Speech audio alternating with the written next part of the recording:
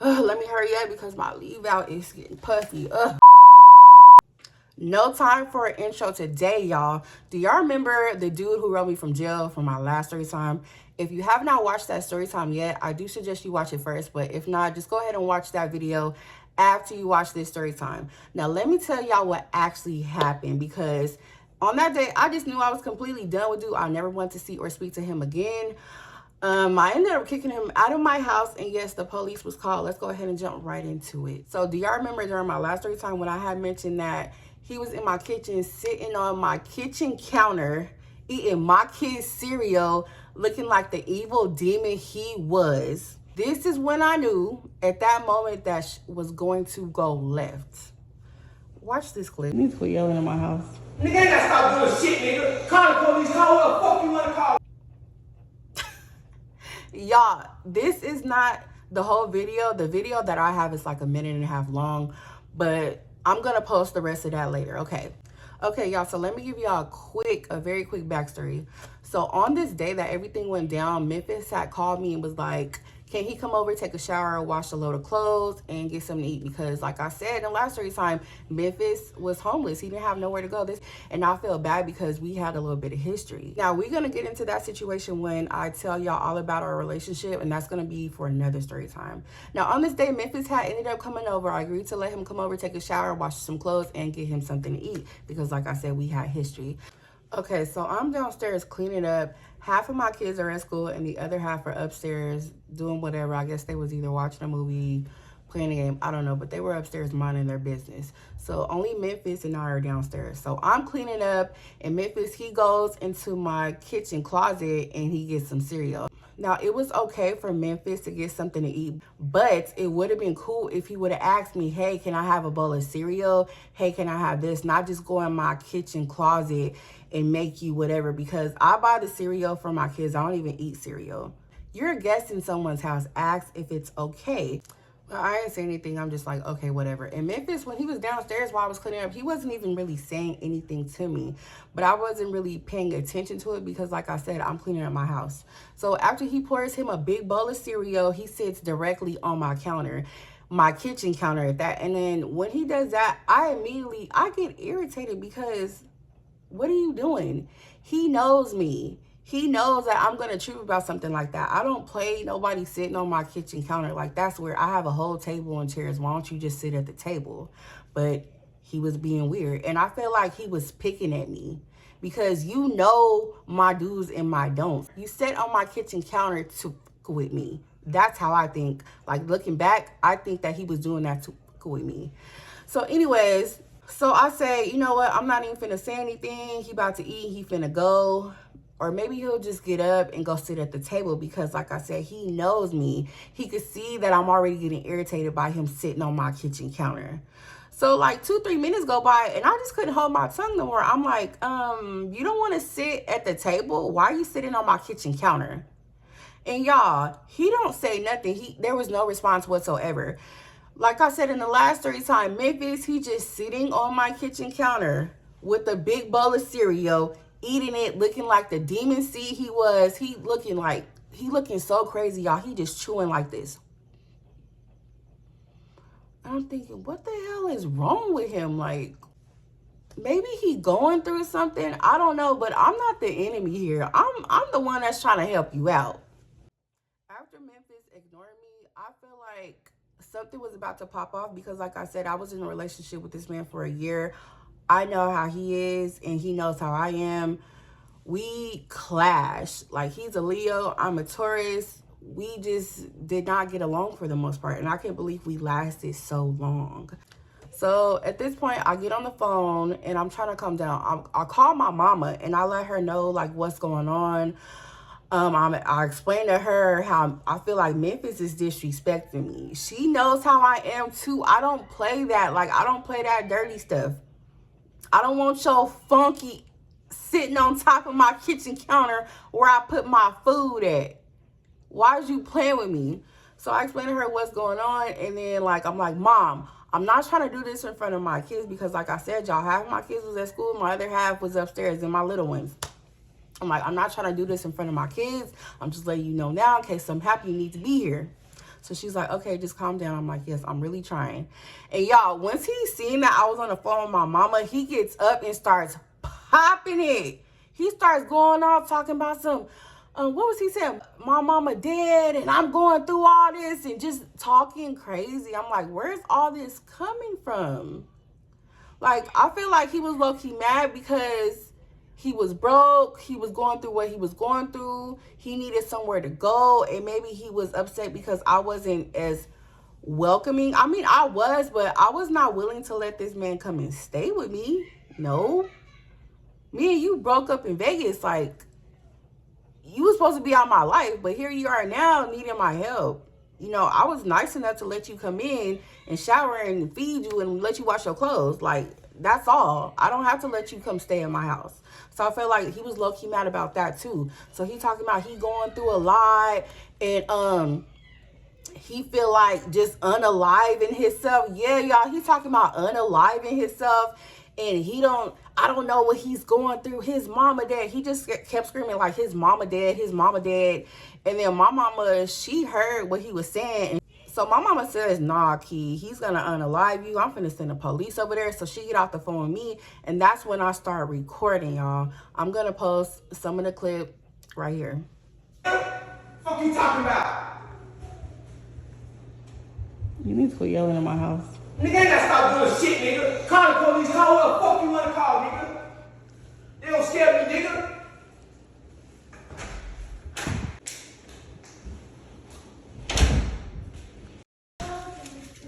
Nigga, I ain't never put my hands on, I ain't never threatened you, so shit fuck up talking to me. Call who the fuck you wanna call, nigga. Go upstairs, please. I don't want y'all down here, bro. You poison out, you fucking want to. Fuck, nigga. Call the police, nigga. Call whoever the fuck you wanna call, nigga. You know where I be at, nigga. I ain't done nobody, nigga. What you talking about? I had to edit the clip for obvious reasons. My kids had ended up coming downstairs during all this commotion, and it's just certain stuff I didn't want to show on YouTube, so I had to cut that out. But yeah, so dude was really tripping on me. He was talking about call whoever I want. As y'all can see in the video, call whoever I want to come put him out. He ain't scared of nobody. He know where I be at, or I know where he be at. I'm like, who's even saying that I was gonna get somebody on you? I never said that. All I asked you to do was to get off my kitchen counter. And then you can hear me in the video saying like, you need to quit yelling in my house, because like I said, like my kids had came downstairs, and I don't do all that in front of my kids. My kids will never see me being aggressive. Well, I don't want to say never, but they don't see me being aggressive. I don't want to show that side of me to my kids. Now, as I'm trying to get my kids back upstairs during this BS that's going on, dude is still yelling, right? So I finally get them upstairs. So he goes outside because he has his electric scooter in my garage, and I lock his ass out because, well, you're not gonna keep coming in my damn house and you talking shit too. No, you can stay in there and wait on the police. So the police finally rings my doorbell. I open the door and the police ask me what's going on. I just explained to him, I let this guy come take a shower, blah, blah, blah. Whatever I told y'all, this is what I told the police. And I'm like, we're not together. He was just a friend of mine. He doesn't live here, and I want him to leave. So the police says, okay, where is he at? I'm like, I got him in my garage. He kept coming in and out of my house. So I locked him in the garage. But, I mean, he can leave out of the garage because all he has to do is just push the button in the garage door. Of course, it's going to open. So I just locked him out of the house, but he can clearly leave out of the garage whenever he wants to. So they asked me to open the garage. So I go open the garage, and then they start talking to Memphis. So they asked Memphis, what's going on? And he's like, nothing, I'm just getting my stuff and I'm finna leave. But I can't find this piece to my electric scooter. I can't find this piece to my scooter. So this man is acting like he's looking for a piece to go through his scooter, because without that piece, he can't ride it. So therefore, he can't leave. And I'm like, what is he talking about? He was just riding that scooter. Like, all of a sudden, you're missing a piece and you can't leave. Like, at this point, you just finna leave that motherfucking scooter here and get the hell up out of my garage. So the police are talking to him. They're explaining to him like he's gonna have to leave. He can't be over here because I don't want him here. And then he's just trying to make it seem like it's not a problem. We just had a disagreement, but he was like, I got his stuff in my house and he needs to go back in the house and get his stuff. So the police, they come and ask me, they're like, hey, do you have his bag of clothes? He's asking for his clothes. Y'all seen in the clip, this man clearly picked up the bag of clothes and was walking in and out of the garage, and the $3 little he was picking up off the floor. I'm like, what? He has the bag of clothes. Like, I don't have his stuff. Why would I want to keep this man's stuff? I want to get him out of my house. So the police go back outside and talk to him. I don't know. I went back in the house because it was hot. I'm like, I'm not finna stand outside and talk to y'all. I already explained what was going on. Can you just get this man out of my garage or not? Either way, let me know what y'all finna do, because I'm finna go back in her house. Just knock on my front door when you got an answer for me. So I'll go back in the house. They out there for a good 10 minutes, and the police, they come and knock on my door. So I'm like, okay, so has he left yet? And then they're like, no, we're still trying to get him out. He's claiming that he's looking for this piece that goes to his scooter. And I'm like, you know what? My kids are about to get off the school bus, and I don't want them to see all this. Like, I don't want them to know that I'm into it with this man. I don't want my kids to see y'all parked in front of my house. Like, can y'all just get him out of my garage and leave before my kids get here? And they're like, yeah, we can do that. So y'all, oh, and I forgot to mention when, cause I had opened the garage door because I'm like, I want to know what piece he's talking about. And I want to make sure that this man got his bag of clothes, because that bag of clothes is not up in here. So I open the door, and y'all, tell me why this man, like, I look at my door from the other side, and he kicked my door. There's water everywhere, because I guess he had a bottle of water. He threw the bottle of water at my door. Like, you just real disrespectful. Somebody's trying to help you, and look what you do. So I got this big ass, dirty ass shoe print. Y'all see his shoes in the clip. I don't know if y'all seen it or not, but in case you didn't, he had some real dirty ass Pumas he was wearing. So he got that dirty ass footprint on my door. And then you got water all over my car and then my door. Like, he just, like, this is why you can't help people. So I'm like, yeah, you know your bag of clothes ain't in here. And whatever you looking for, I don't know, you got to get up out of here. So the police is telling me, ma'am, don't say nothing to him. Just go back in the house. I'm like, well, I mean, what y'all gonna do? Because my kids are about to get off the school bus, and I don't want him here. My neighbors is all looking out the window because why is there 2 police cars? So I'm like, can y'all just get him out of here? He don't have nothing in the garage. And at this point, I'm looking underneath my car to try to help this man find whatever imaginary piece he done lost for his scooter, because I'm ready for him to go. Y'all, and then he has the nerve to tell the police that he stays at my house and he needs to go back into the house to get his bag of clothes. Y'all, I cannot make this up. He told the police that he stay here. I'm like, no, he don't. So he showed the police that he was texting me saying, close the garage.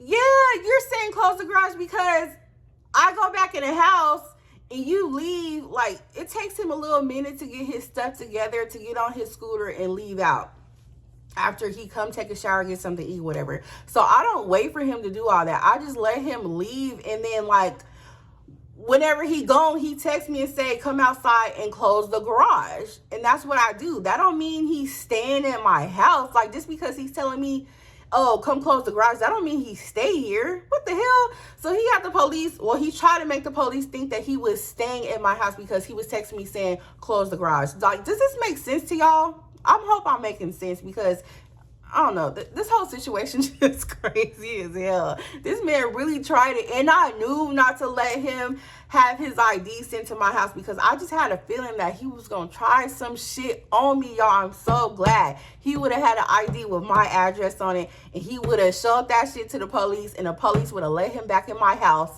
Nah, he really tried. Okay, so at this point, my daddy is blowing up my phone. You already know my mama called him and gave him the whole little rundown about what was going on. I did not want to call my daddy because I already know where this is going to lead to.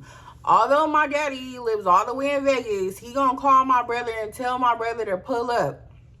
So after about the 7th call, I finally answered for my daddy. I'm like, hello.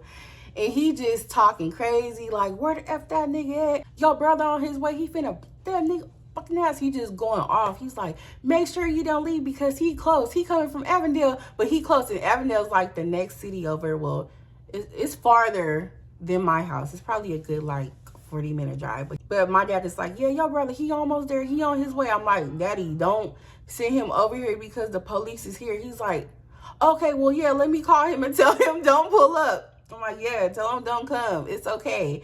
I got this under control.